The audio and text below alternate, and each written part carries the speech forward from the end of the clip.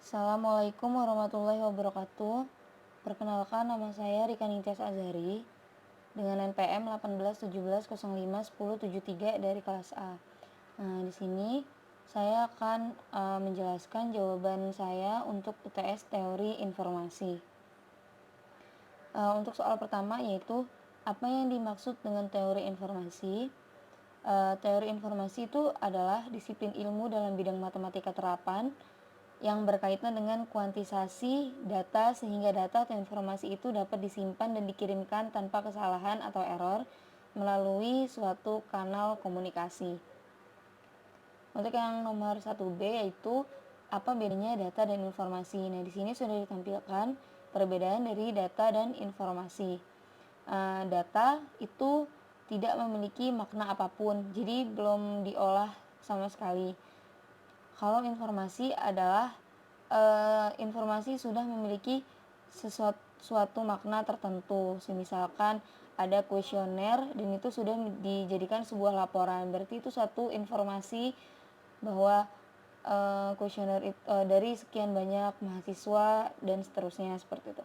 Nah, data dapat berbentuk angka, fakta, rincian, dan juga segala bentuk pengamatan empiris atau observasi data wawancara terhadap suatu peristiwa. Kalau informasi adalah data yang sudah diolah dengan menggunakan beragam teknik tertentu. Bagi orang awam, data tidak dapat dipahami maksudnya. Kalau informasi, ketika membaca sesuatu informasi, maka mereka sudah mampu memahami arti dari informasi tersebut. Dan yang terakhir yaitu data mempunyai lingkup lebih kecil dan bersifat teknis. Kalau informasi biasanya menjelaskan sesuatu dan informasi menghasilkan penjelasan yang dapat dipakai untuk mengambil suatu keputusan. Ini untuk nomor 2, apa saja komponen-komponen yang diperlukan dalam mengirimkan informasi.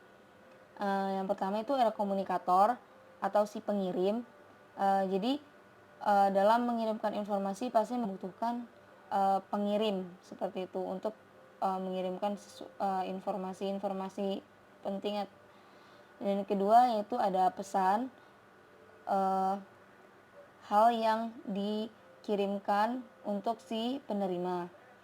Itu ada encoding. Dan keempat ada media atau saluran komunikasi. Jadi ada medianya, menggunakan apa sih untuk mengirimkan informasi tersebut. Dan yang kelima ada decoding. Dan yang keenam ada communicate atau penerima pesan. Jadi yang pertama sudah ada si sender, pasti juga ada receiver, ada pengirim dan juga ada penerima. Kalau ada pengirim tapi tidak ada penerima itu tidak mungkin. Terus ada umpan balik, feedback apa sih yang bakal dikasih, maksudnya kayak balasan dari si receiver ini ada konteksnya ini maksudnya tujuannya atau makna dari pesan itu. Jadi pesan itu tuh apa sih tujuannya gitu, untuk memberikan apa sih gitu, ini gangguan atau noise. Dan yang terakhir tuh ada efek kayak semisal setelah si sender mengirimkan suatu pesan, apa sih efek yang terjadi terhadap si penerima, seperti itu. Ini yang untuk nomor 2B. Gambarkan dan jelaskan alur kerja pengiriman data. Nah, di sini proses encapsulation. Encapsulation ini untuk si pengirim atau si sender. Nah, di sini yang pertama ada tiap-tiap layer atau lapisan dari OSI ini, maksudnya ini layer OSI. Layer akan berkomunikasi dengan layer yang sama pada komputer penerima. Jadi ini komputer penerima sama aja sama si sendernya. Dan yang kedua yaitu proses dimulai dari layer aplikasi yang di paling atas. Lalu data diformat pada layer presentasi. Ini diformatin gimana caranya pesan itu bisa dijelaskan seperti itu. Yang ketiga, data diformat pada layer udah. Dan 4, pengelompokan pada session layer di sini. Yang kelima ada pemecahan data pada transport layer. Jadi data-data itu dipecah-pecah menjadi beberapa bagian. Yang keenam, ada pada layer network, segmen diubah menjadi paket sini. Dan untuk paket diubah menjadi frame pada data link layer. Yang terakhir, pengiriman melalui media transmisi kabel atau sinyal wireless. Jadi di sini untuk di terakhir ini, physical ini, dia pengiriman untuk media transmisi berupa kabel atau sinyal wifi atau sinyal koneksi internet seperti itu. Nah, ini untuk proses decapsulation-nya. Ini untuk si penerima. Sebenarnya sama aja, tapi ini nih kayak kebalikan dari si proses pengirim tadi, kayak gitu. Jadi, kalau pengirim itu dari aplikasi turun ke bawah, tapi kalau si penerima atau receive itu dari physical ke aplikasi. Nah, di sini ada yang pertama itu kebalikan dari proses encapsulation. Proses decapsulation dimulai dari layer 1 dari OSI layer sampai ke layer terakhir. Jadi, layer aplikasi yang merupakan interface dari aplikasi yang digunakan oleh si user. Nah, di sini yang kedua, proses pada physical layer atau komputer penerima di sini akan diubah menuju ke bagian atas sampai ke aplikasi. Di sini ada bit dan byte lalu diubah menjadi frame pada layer kedua. Tadi kan udah dipecah tuh, bit byte-nya udah dipecah, baru di sini dikumpulin lagi. Jadi bit dan byte lalu diubah menjadi frame pada layer kedua. Nah, ini pada network layer dijadikan satu, proses pada transport layer kelima dari OSI, pada presentation layer ini udah dijadikan satu. Gimana caranya? Data yang dikirimkan tadi udah berbentuk presentasi atau sesuatu yang bisa dimengerti oleh si penerima. Sampai pada layer aplikasi, si penerima menerima pesan yang dikirimkan dari si pengirim atau sender. Nah, di sini apa yang dimaksud dengan lossy data dan lossless data? Di sini maksudnya lossy adalah metode untuk mengkompresi data dan mendekompresinya. Kalau lossless itu memungkinkan data yang asli dapat disusun kembali dari data kompresi. Nah, ini maksudnya ini kurang, maksudnya apa perbedaan? Ini menghasilkan file kompresi yang lebih kecil dibandingkan dengan metode lossless yang ada. Kalau lossless digunakan untuk mengkompresi data untuk diterima tujuan dalam kondisi asli. Jadi kalau lossless itu nggak ada pengurangan sama sekali. Sedangkan kalau lossy itu ada pengurangan. Jadi data itu sudah tidak asli lagi. Di sini membuang bagian-bagian data yang sebenarnya tidak begitu berguna dan tidak dirasakan oleh kita, sehingga masih beranggapan bahwa data tersebut masih bisa digunakan walaupun sudah dikompresi. Sedangkan lossless digunakan jika akurasi data sangat penting. Jadi kalau loss ini biasanya untuk berita, beberapa kata dihilangkan yang tidak mempengaruhi informasi dari data tersebut.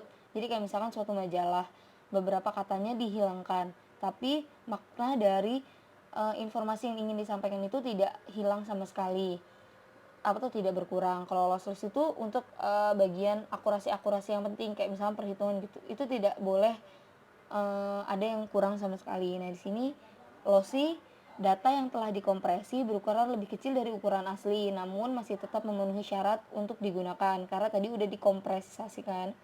Kalau yang lossless, data yang telah dikompresi ukurannya sama atau lebih besar gitu. Jadi karena tadi tidak ada perubahan, maka dia ukurannya sama atau bisa jadi lebih besar seperti itu.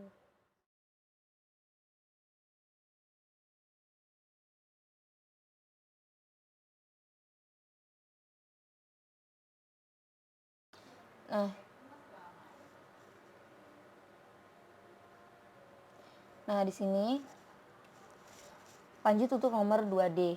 Berikan contoh lossy dan lossless data. Kalau lossy itu sering digunakan untuk kompres data multimedia, audio, video, dan gambar. Jadi kayak bagian-bagian komponen dari pixel-pixel gambar itu ada yang hilang tapi tidak mengurangi informasi dari suatu gambar tersebut. Tapi kalau kompresi lossless utamanya digunakan untuk pengarsipan dan penyuntikan zip dan rar. Untuk nomor 3, jadi di sini ada soal seseorang dikatakan tinggi jika tinggi badan di atas 1,75 meter atau 175 cm. Asumsikan bahwa peluang kemunculan laki-laki adalah 0,5. Jika diasumsikan 20% perempuan adalah tinggi, maka P untuk tinggi perempuan 0,2 dan 6% dari laki-laki adalah tinggi. Maka untuk tinggi laki-laki adalah 0,06.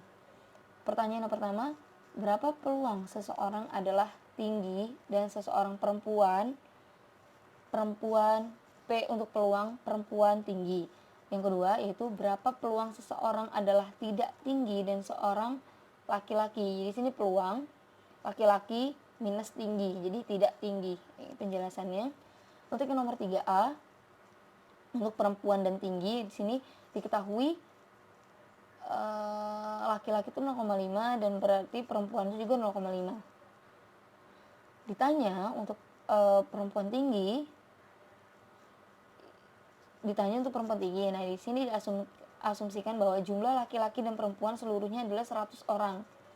Maka perempuan 0,5 kali 100 orang, jadi 50 orang. 20% dari perempuan adalah tinggi, maka jumlah perempuan yang tinggi itu 0,2 atau 20% dari 50 orang itu. Jadi ada 10 orang. Jadi peluang seseorang adalah tinggi dan seorang perempuan adalah 10/100, yaitu 10% atau 0,1. Untuk yang nomor 3B, di sini diketahui laki-laki itu 0,5 dan tadi tinggi laki-laki itu 0,06 atau 6%. Maka untuk laki-laki yang tidak tinggi itu ada 0,94. Nah, di sini ditanyanya kan untuk laki-laki yang tidak tinggi. Jadi jawabnya seperti nomor 3A, kita asumsikan jumlah laki-laki dan perempuan seluruhnya adalah 100. Maka jumlah laki-laki itu 50 orang. 94% dari laki-laki adalah tidak tinggi. Maka jumlah laki-laki yang tidak tinggi, jadi di sini kan tadi ada perkaliannya, ini ada persenannya yang tidak tinggi dan ini jumlah jumlah orang laki-lakinya. Jadi 0,94 kali 50 orang, jadi sama dengan 47 orang. Jadi di sini untuk peluang seseorang tidak tinggi dan seorang laki-laki adalah 47% atau 0,47. Peluang laki-laki minus tinggi atau tidak tinggi sama dengan 47/100 sama dengan 47%, yaitu 0,47.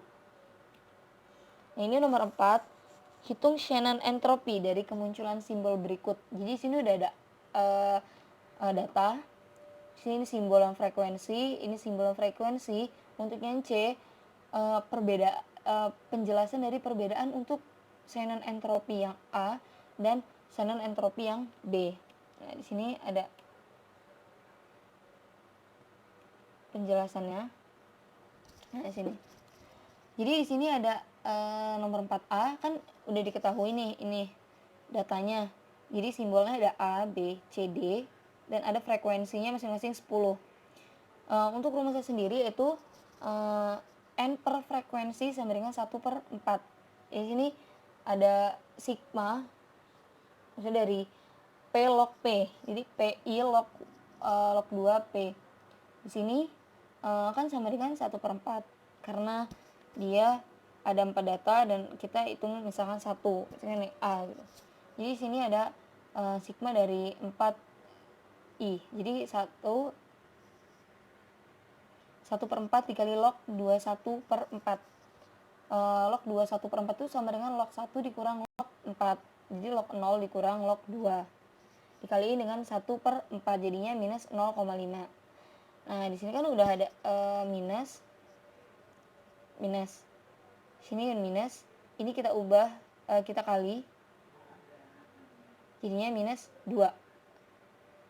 Karena 4 ada 4 data. Ini kan satu data. 0,5 ini hanya untuk satu data. Karena ini ada 4 data, jadi dikali 4. Jadi hasilnya minus 2. Jadi minus 2 kali min kali minus 2 sama dengan 2. Jadi untuk nomor 4 ini hasil entropinya, Shannon entropinya itu adalah 2. Nah, ini untuk yang nomor 4B. Jadi sini udah ada datanya, beda sama yang tadi. Kalau yang tadi kan frekuensinya semuanya 10. Kalau yang ini frekuensinya ada yang 20 dan ada yang 10. Untuk A20, B10, C20 dan D10. Nah, di sini diketahuinya untuk PX-nya sama kayak tadi, N per frekuensi. Nah, ini untuk yang P1 yaitu A 20 per 60. Karena kenapa sih 60? Kita jumlahin seluruh frekuensinya itu hasilnya 60. Jadi hasilnya sini 60. 20 per 60 sama dengan 1 per 3. Untuk yang P2 yaitu B 10 per 60 sama dengan 1 per 6. P3 20 per 60 dan P4 10 per 60. Kan udah ketemu nih hasilnya ya. Maka kita cari untuk datanya nih. Ini untuk satu data P log P. Ini rumusnya sama. Karena kita di sini beda-beda, nggak kayak tadi sama semua, maka kita hitung 1 per 1. Ini di awal minus dan di sini dijumlahin aja. Ini 1 per 3 log 1 per 3 untuk data yang pertama. Ini 1 per 6 log 1 per 6 untuk data yang kedua. 1 per 3 log 1 per 3 untuk data yang ketiga. Dan 1 per 6 log 1 per 6 untuk data yang keempat.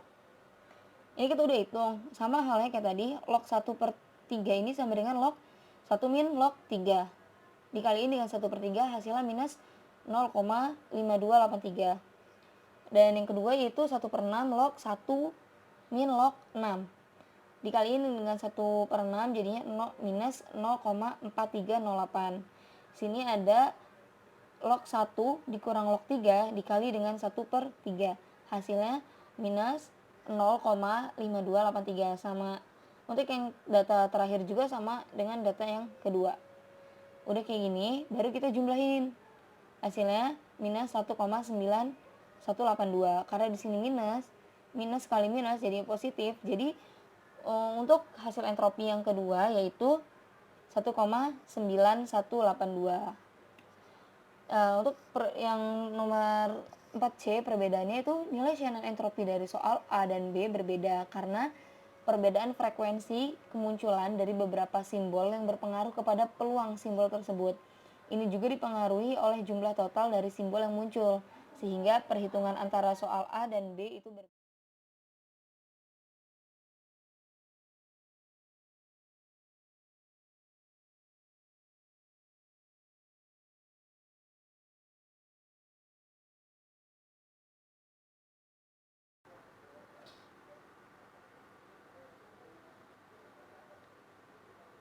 Nah, di sini ada nomor 5. Sini menggunakan Huffman Code, transformasikan pesan berikut. Sudah 1 bulan saya tidak ke kampus. Nah, di sini sudah spasi, ini sini ada spasi, jadi spasinya ini harus kita hitung. Sudah spasi 1, spasi bulan, spasi saya, spasi tidak, spasi ke kampus. Jangan lupa di sini ada tanda titik. Jadi ini kita cari dulu berapa sih jumlah huruf S-nya, berapa sih jumlah huruf U-nya. Nah, di sini saya udah buat SUDAH spasi T B L N Y K I E M P titik. Sini udah ada jumlahnya. Berapa kali huruf S, ada berapa huruf U, ada berapa huruf D dan seterusnya. Kita cari berapa jumlahnya, maka kita susun dari yang terbesar ke yang terkecil. Sini udah ada A7, spasi 6, S4, U4, K3 dan seterusnya sampai titik sama dengan 1. Nah, ini kan kita cari nih misalkan ini.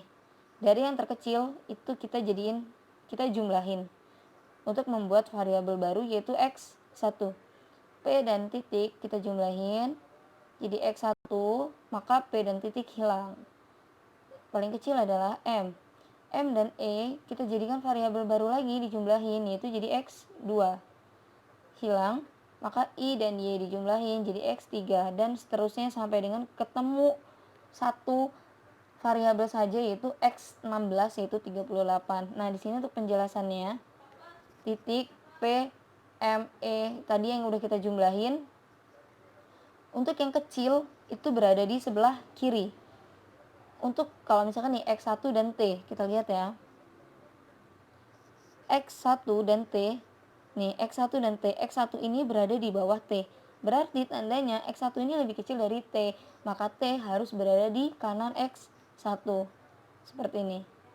Nah, udah kan? Misalkan kita udah buat pohon seperti ini. Nah, untuk sebelah kiri itu selalu angka 0. Untuk yang sebelah kanan selalu angka 1. Jadi kita beri angka 0, 1, 0, 1, 0 paling akar yang paling bawah. Nah, sini dari yang tadi kita udah beri angka 0, 1, 0, 1, kita bisa nyimpulin bahwa titik ini mempunyai Huffman code-nya adalah 0, 0, 0, 0, 0.